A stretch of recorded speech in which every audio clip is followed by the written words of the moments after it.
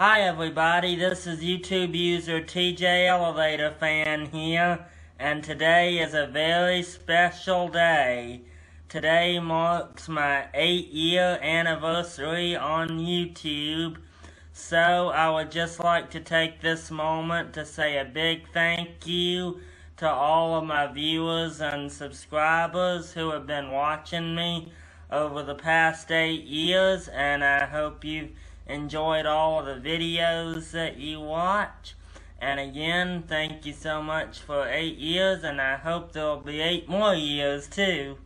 So to celebrate this 8-year anniversary video, let's take a journey from the past to the present in the world of hotel lodging.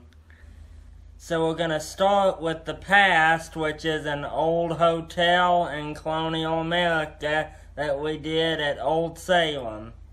Now we're really talking about the year 1791. Okay. This is when George Washington came to visit. So, hello, how are you? You're welcome to join us in here if you would. We're just discussing the year that George Washington came to visit us here in Salem in 1791. He did stay at this tavern. This was a very nice hotel and restaurant, a very nice place to stay. This public room is where you might come to socialize with other travelers. You're welcome to join us in here as well if you would like. Just watch your step coming in. So you'll see many different board games around the room. It was a very common way to pass the time. Okay. Hello, how are you? Come on in. And I will take your ticket stubs here. So if you have any questions as you're looking around, I'll be glad to answer. Okay, thank you. Okay. So for those of you just stepping out, the next stop will be down the hallway. There's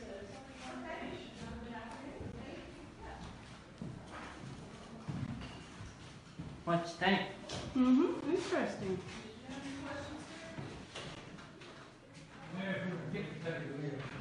Well, that is going to be the bar at this time period. So that's where you're going to be ordering your dinner. That's a ticket to the okay. When you're ready, you're welcome to join me over here at the end of the hallway. Because it is also called the gentleman's room. And this tavern was created for a middle-class shop owner. That's who we really want here. This man is not that. This man is wealthy. He has status. And he is going to have to negotiate the price of this room. Every other service or room in the tavern has a fixed price, fixed by the county. The one room they did not put a price on was this one. They told the tavern keeper, we don't know why, but they in effect told him to charge what you want. So he's very happy to hear that. So he's going to negotiate the price of this. This room is so good, it may not appear to us to be that great, but this is the penthouse on steroids, so that an average man walking past it wouldn't even ask how much is it. You know, maybe you walk past, you know, if I saw President Trump's apartment, no point in my asking, can I rent it? I can't afford it. So I know that. So that's the way this room is. The man that has the room is going to be in a bed by himself. His food gets brought to him. He has fireplace for ambiance, a workspace, a door that closes for privacy. Upstairs, the shopkeeper types, the middle of the sorts, they're not renting a room, they're not even renting a bed. You're renting half a bed upstairs, and so you're going to be sharing your bed, if you're a male, with another traveler. Females, they do not do this. So you're either going to be sharing your bed as a man with a guy that came in ahead of you, or the guy that comes in behind you, depending upon the sequencing. And all taverns work that way. Nobody thinks that's weird or odd or, you know, has a meltdown. That's the way taverns work in Europe and in colonial America. In fact, the really good news is the Moravian taverns only put 2 in a bed. This bed here, in a secular tavern, this is a Christian tavern. In the secular tavern, would be about that much wider. They will put 4 people head to toe, Oh, in a bed like that. So the really good news in a Moravian tavern is 2. See, to you at the Hampton Inn, they say 2. You're saying that's bad news. So everything has to do with expectations, because all the men upstairs presumably have come with a wagon because they've come here to buy. That means 2 horses usually, or 2 mules per person upstairs. So we can sleep 18 to 28 people. So you can round that out to about 50 horses that he'll have to take care of. We have a stable that houses 20 horses and a meadow which houses the remainder. This young man has to take care of both. He is going to have to keep the stable clean, tend the bar, and do any other menial tasks the town keeper assigns to him. In the earliest years, he'll be enslaved. Other times, he will be an emancipated slave. Still other times, he'll be a poor white farmer, but he'll never be from this town, because people from this town are not permitted to work here, except the tavern keeper and his wife, who are always from the town. Carefully vetted by the church for the job. The church wants to know 2 things before they hire a tavern keeper. A, can they run a complex business? This was. Just the currency is complicated, because the United States has no currency at this point. Secondly, they want to know, are they going to be impervious to the weird comments, harsh talk, political views that they don't agree with, religious views that they certainly wouldn't agree with. They don't want to hear that in the town. So they put this out of town, and they use this hotel, bar, restaurant as a place to attract and to manage the people that come here. So everybody in here is non-Moravian. If you're a Moravian that has, let's say, a shoe store in Greensboro, you can't stay here.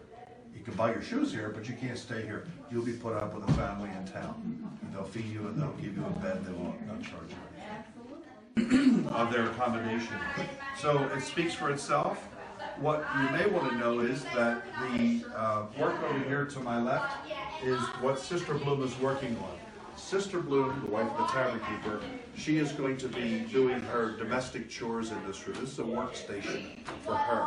What do we mean by that? It means folding laundry, repairing clothing, making buttons, anything that a colonial wife would be doing in terms of the maintenance of the household, she'll do here out of sight. On the other side of that door, historically, is the room that is over there with a table that belongs over here. That's part A of their accommodation. This is part B. What do you think? You like it? Any questions? She repaired like the travelers? Now, there were people that did that. That was quite expensive. You could have clothing washed and repaired, but that's everything in the tavern is a la carte. So you're going to pay a good deal for that. Because they may have to bring somebody in to do that. And even more, probably one of the most expensive things is to get a bath. Because people were used to going weeks without bathing. They thought bathing was overrated. And so it was not. But bear in mind now, upstairs you're sharing a bed with another guy that hasn't had a bath for 3 weeks. His sister down in the kitchen will welcome you down there, and thank you for being here and sharing part of your weekend. All of them had children, but the children couldn't stay. The children boarded out either way. As you guys come down, watch the bottom step. It's a little bit taller. Okay. TJ, just be real careful. Well, that is like exactly. That is exactly what that is. How's everybody doing today? Well, welcome to the Tavern kitchen. And everybody watch that bottom step? Yep. It is quite the doozy, isn't it? We think, by the way, there was another layer of tiles on top, and that would bring it about upright. We think the primary cook for most of the year in 1791 was Louisa. She was an enslaved woman who was owned by the church. And she lived here with her husband Peter and their 3 children, we think in this space above the kitchen here, but we don't know that for sure. We do know they were here, we just don't know for sure what they made. The sister and I have been making both a food and a drink today. We made a slivered lemon tart, which we have right here. It's basically a puff pastry crust, and in the filling, which you can see right there, you're welcome to smell it. We just asked, don't touch, because it is kind of really sticky. But it's got 6 lemons in it, half a pound of almonds, half a pound of sugar, some cinnamon, some candied lemon peel, a candied orange peel, which basically means this is going to be a really expensive dessert. It's not something that you're going to have every day at dinner. It's something maybe for a special occasion, here at the tavern, maybe you had a really special guest coming to spend the night. We baked it in one of our bake kettles. Now the Tavern has a really big, beautiful bake oven. It can fire about 50 pounds of bread at once, but we didn't make 50 pounds of bread. We just made one little tart. So we used the bake oven instead. Put some coals underneath. Thanks for visiting, folks. Some coals up on top, and that way it kind of cooks through evenly. We also made what's called Love Feast coffee. Has anybody been to a Moravian Love Feast before? So some of you have. Basically kind of a really special celebration that the Moravians have in their church to celebrate really special occasions or holidays like Christmas. That's the most well-known feast. Congregation will come together and they share a simple meal, a spiced roll, and then a drink like coffee. And Love Feast coffee is known for being very milky, very creamy, and very sweet. There are different ways of making it. Different churches have their own traditions. But Love Feasts are something that they still do today. And we actually have some Love Feast coffee here that you're welcome to try if you'd like. We actually brewed the coffee in milk, which is an 18th century German recipe, as is the lemon tart that we made today. They're both 18th century German recipes. And we have a book here. It's an edited collection of translations that we made that you are welcome to take a closer look at if you'd like. It's got milk, coffee, and a little bit of sugar. You try it, Chloe? All right. Yeah. It's warm. Yeah, it's a little warm. It shouldn't be too hot because we've had it off for kind of a while. Generally speaking, well, in the 18th century, they usually said a pie had a top crust, a solid top crust. At least in the English did. A tart is usually flatter. It's not as deep. It doesn't usually have a full crust on top. It might have pieces on it, and usually filling wasn't pudding-like. There are puddings, by the way, and puddings don't have a top crust, unlike the pies. So there are tart crusts. Often the crust is a certain type. Usually it's a more, it can almost stand by itself, so you could actually take it out. It's usually flatter. So there are a number of things, but none of those are hard and fast rules. Oh, okay. I mean, here's a modern-day hotel, the Hampton Inn and Suites in Asheville, Biltmore Village, with General Manager Scott Kuncher. This is our breakfast area, but it also has, what you don't find in hardly any Hamptons is, we actually have a bar, and we serve food as well. So we have we have a menu here. These types of food items here, so like egg rolls, pretzels, some dips. It's called Milepost 408. They're Schindler elevators. Yes, they're brand new. Yeah, the Schindlers. These are the Schindler 3300 model. 3300. Yeah, excellent. Okay. Yeah. So we're gonna go up to the third floor. Third floor. Yeah, we've got 5 floors, 118 rooms, and they're double-sided, so you can see into our laundry room here. Oh, wow, yeah. Okay. She just got off. There's access control here for that. Is there? Okay.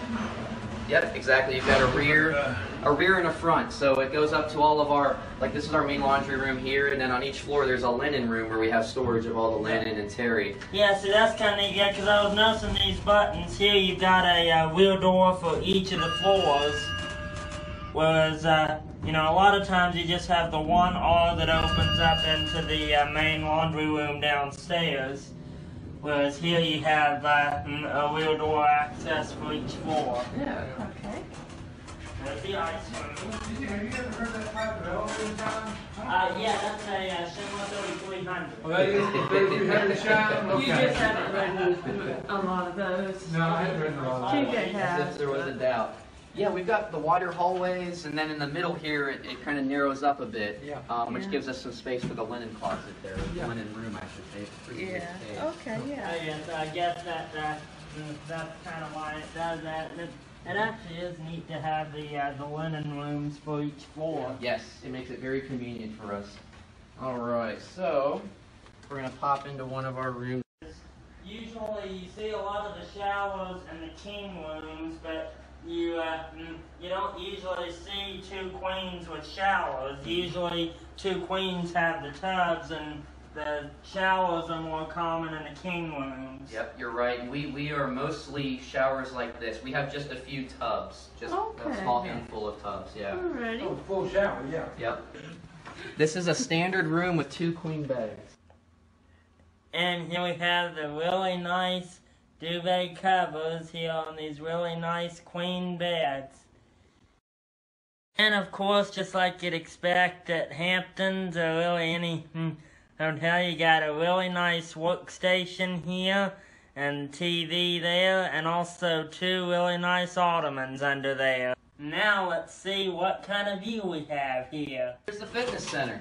Alright. Yeah, and of course, you see you got also the digital key too. That's right. So people can unlock the doors with their phones. Yes, a lot of people take advantage of that. So yeah, it's well designed for sure. Yeah, and again, thank you so much for your time and taking us on this tour. It's my pleasure.